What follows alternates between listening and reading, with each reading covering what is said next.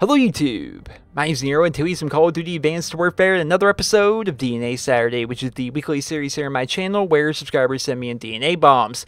That was the Cray class we're going to be using throughout the entirety of this video. If you guys would like, you can go back and pause the video to get a good look at the class, but keep in mind I will be talking about the perks and the attachments and especially the equipment periodically throughout this video, like we usually do with different episodes of DNA Saturday.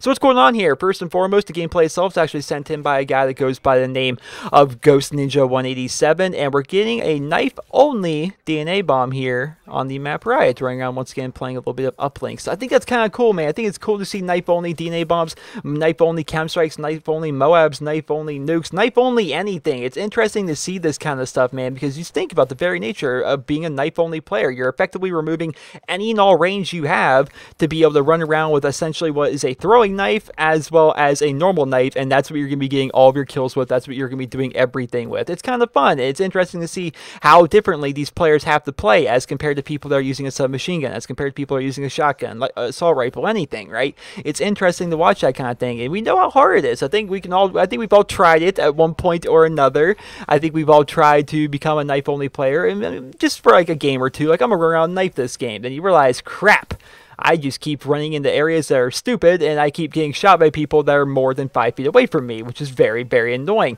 And one of the cool things I found about this gameplay was his awesome use of the spike drone. So the spike drone is just ridiculously awesome to watch if you're watching somebody who's good with it. The same can be said about throwing knives. The same can be said about tomahawks. Whatever that variant is in that game, right? Basically, your throwable knives. It's always awesome to see somebody that just has ridiculously good accuracy. I'm actually starting to have flashbacks. Last year with Call of Duty Ghosts, we saw a chem strike that was knife only, and it was ridiculous how good that player was with his throwing knives, or were they called tomahawks in that game? I don't remember. It changes every freaking game. They changed the name of the throwing knife, but they're all throwing knives to me. But it was just amazing. He's just like hitting everybody. It's like, doo, doo, doo, doo, doo. And we see a lot of that throughout this gameplay. We see a lot of it just sitting there taking out all the people, and it's just so nice to watch. It's so enjoyable for me. But there we are at halftime.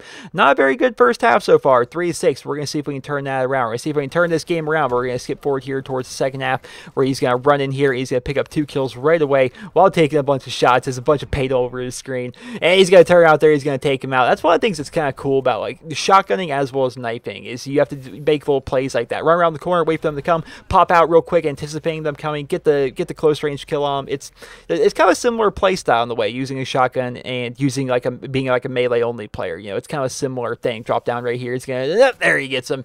I just think it's cool to watch that kind of stuff. So let's start talking about the Cray class here, because the DNA bomb itself is actually relatively short, so I don't want to, of course, go over the gameplay here. So let's start talking about the Cray class a little bit.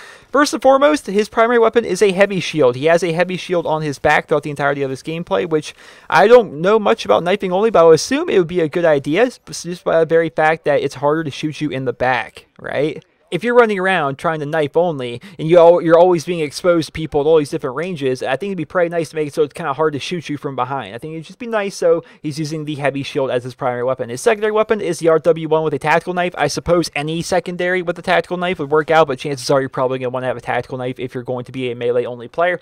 In terms of perks, lightweight, mandatory, right? If you're knifing only, that's like a mandatory perk, as was Flak Jacket as his perk 1s. He's got fast hands in perk 2, which is especially necessary on a class like this if he's going to be using the spike drones. He's got toughness as perk 3. Now, I'm wondering how toughness will benefit you. How does toughness benefit you as a knife-only player? Am I missing something, or is it just a bug with the class, and that's just a thing you forgot to change? It right there, man. That was ridiculous. I'm like, hope he's dead, but it turns out he didn't end up dying. He just really quickly got him with his spike drone. But yeah, I'm not sure how toughness helps you. He's got Exo Cloak on there to go invisible, which he doesn't usually go invisible. He actually ends up picking up the DNA bomb right there. And of course, he has 2 spike drones, which of course you need to have your spike drones. What's kind of unique about the spike drone, from what I'm reading, I'm actually reading up on the spike drone to make this video because I don't use it at all in Advanced Warfare. Apparently, it's kind of like a throwing knife that you can throw it, but if you press the button again, like once you're out of them, you can call them back to you. Is that how these things work? Like, I'm going to have to experiment with them because I haven't really played with around with them too much here in Advanced Warfare so far, but apparently they're like throwing knives you can call back to you, and like, let's say, for example, you throw your spike drone at a wall. You can throw it at the wall and then wait for somebody to walk by, and then you can suck it back to you really quickly, and that'll still kill the person or anybody else within that gets in the way between you and your spike drone. That's what I'm reading about it on like the Call of Duty wiki page. It just looks like a really really cool piece of equipment. So I think I'm going to try it out, especially since the grenades, in my opinion, in Advanced Warfare are kind of underwhelming. Like, I don't seem to get too many kills with my grenades anyway. So I figure I'll try that out. But unfortunately, this is right here where the gameplay is actually going to end. He stopped recording. He actually wrote it in the video description of the video that he sent me of this gameplay, saying, I'm sorry about cutting off the gameplay so early, but I was so excited that I quickly hit stop capture. I wanted to make sure that, of course, the recording worked and everything like that, and he didn't end up messing up the recording and stuff like that. So unfortunately, we can't see the final score. We can't see if they actually pulled off that comeback and if they won or lost. We can't see the awesome final score because, of course, he went on a pretty good kill streak there, so I assume the final score will be pretty good. Unfortunately, that's all just going to be left to the imagination, and we'll never know. And we'll never know what that final score is. But we did get to see a DNA bomb go off. We did get to see a DNA bomb running around using the knife and the spike drones, which I thought was pretty cool. So I hope you guys all enjoyed this episode of DNA Saturday. And if you did, please be sure to leave a rating where you guys feel V deserves. And if you guys would like to submit your DNA bombs for next week's episode of DNA Saturday, simply watch the video that's on your screen right now. All you need to do is click the annotation on your screen or click the link to the video down in the video description, whichever you prefer. They both work. They both open up the video for you in a brand new tab. Go ahead and check out that video. It'll tell you everything you need to know. It's a nice little guide about submitting your stuff for DNA Saturday, the things I'm looking for and things of that nature. If you guys would like to go ahead and check out Mr. Ghost Ninja 187, he's a returning guest here on my YouTube channel, having been featured a couple times last year during Call of Duty Ghost with Chem Strike Saturday, so you already know he's a good player. In fact, he's a pretty freaking amazing player. The gameplay that he has on his channel, it's mind-blowing. It's ridiculously good. Like, go over to his YouTube channel, right? Picture, this isn't a knock against them, but picture something like the Carnage clan, right? Picture something like Carnage. You picture any of the other pub stomping clans that you've seen on YouTube, right? And how good the gameplay is on those channels.